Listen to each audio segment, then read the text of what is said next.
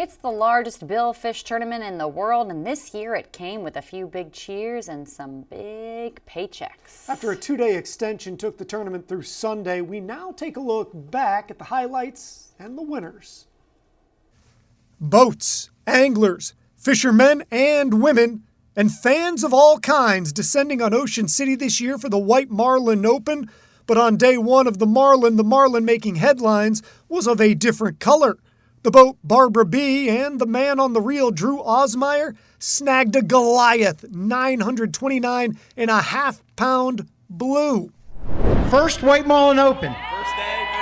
First day of the first White Marlin Open, and they catch the fifth largest blue marlin. But even though that was a massive fish, the tournament isn't called the Blue Marlin Open. It's called the White Marlin Open. And if you want the top spot on that big money board, that's the fish you want on your line. Wednesday, August 6th, Dan Goff on the boat, the Bill Fisher, docked up with a shot at the lead, but you gotta clear 70 pounds to qualify, and 72 pounds! We have a qualifier! Goff's catch on day 3 of the tournament was plenty to get the Bill Fisher boat excited, but a lot of days remained in the event.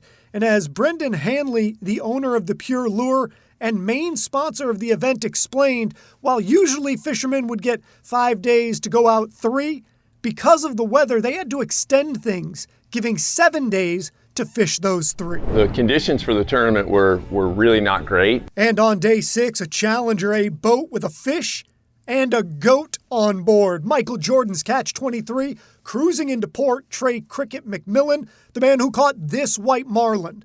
But while it did qualify, it didn't top the Bill Fisher. The 71-pound white would finish in second place for the category. And let's look at how all the main prize money shook out.